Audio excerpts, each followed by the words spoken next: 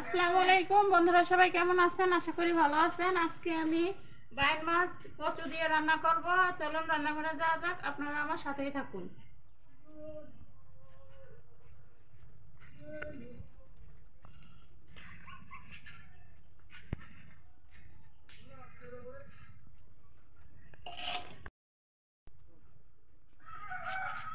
এখন আমি তরকারিটা কেটে নিচ্ছি। মশলা বাটার জন্য পেঁয়াজ রসুন ও সব কিছু কেটে রেডি করে নেব।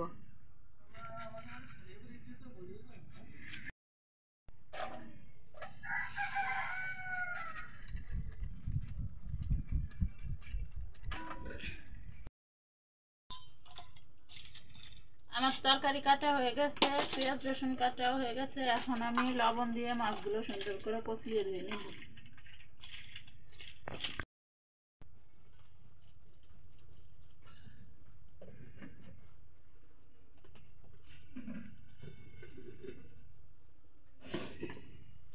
আমার মাছ এবং কচু তরকারি কাটা হয়ে গেছে, ধোয়া হয়ে গেছে। এখন আমি হলুদ লবণ মাখিয়ে রাখতেছি। এখন আমি মশলাটা বেটে নেব।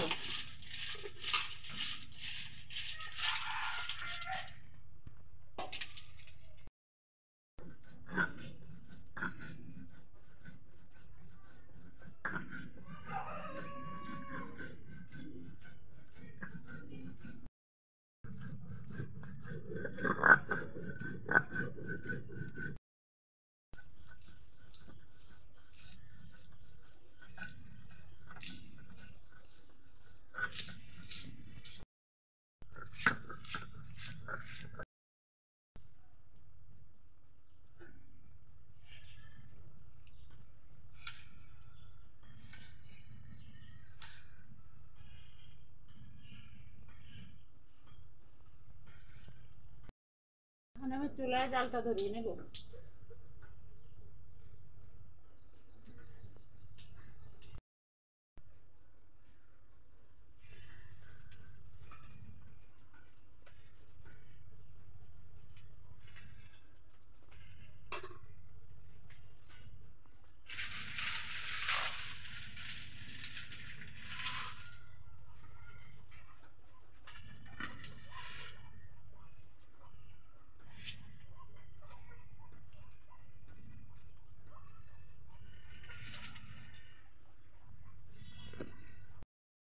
আমার চুলায় জালটা ধরানো হয়ে গেছে। এখন আমি কড়াইতে তেলটা দিয়ে নিব।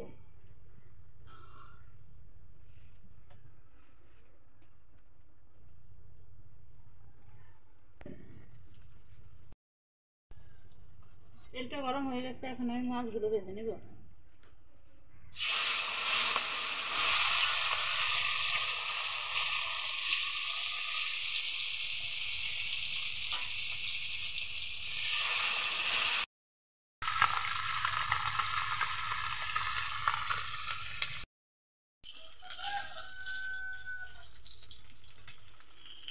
আমার মাছগুলো ভাজা হয়ে গেছে।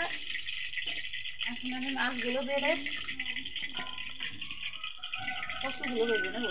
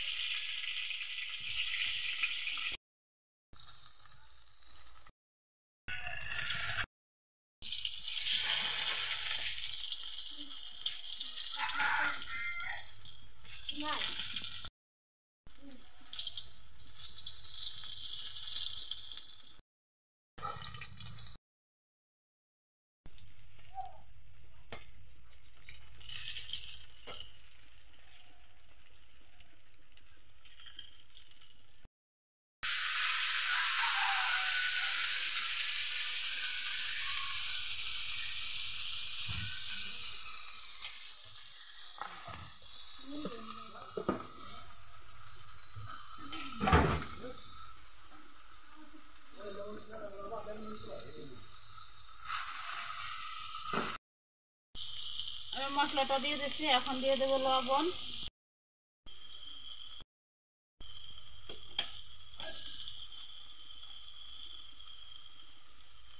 শুকনো জলের গুঁড়ি,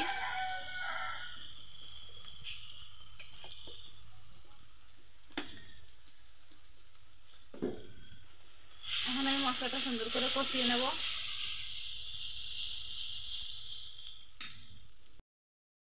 সুন্দর করে কষানো হয়ে গেছে। এখন আমি মাছগুলো আর কচি তরকারি দিয়ে দিলাম মশলার ভিতর।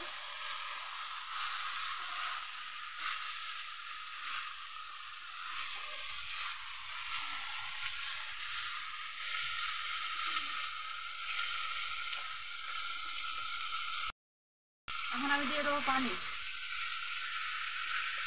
পানিটা একটু বেশি করে দিতে হবে যাতে তরকারিটা সুন্দর করে সেদ্ধ হয়ে যায়। তাহলে কচু তরকারিটা একটু সুন্দর করে সেদ্ধ হবে।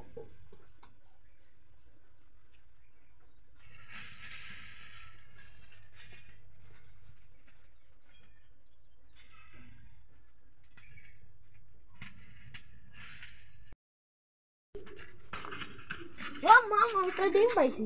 হ্যাঁ, কোন জায়গা পাইছো? ডাঙ্গায়। ডাঙ্গায় পাইছো? হ্যাঁ ওরে লারে, হাসি ঠক দিছিল না? হয়। আচ্ছা, ডিমটা তোমার ভেজে দেবো? হয়। তুমি এখনই খাবা? হ্যাঁ আচ্ছা, ডিম ভেজে দিলে খুশি? খুশি। আচ্ছা ঠিক আছে, তোমার আমি এক্ষুনি ভেজে দিচ্ছি। বন্ধুরা দেখুন, আমার রোহান একটা ডিম পাইছে আজকে, জীবনের প্রথম, সে অনেক খুশি। তাই ডিমটা আমি এখনই তাকে ভেজে দেবো।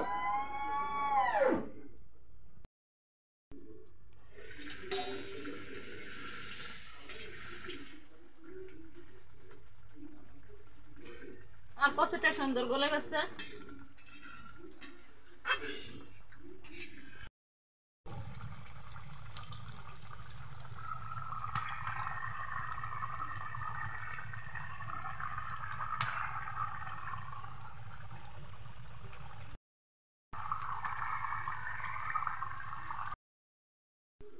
আমার তরকারিটা রান্না হয়ে গেছে।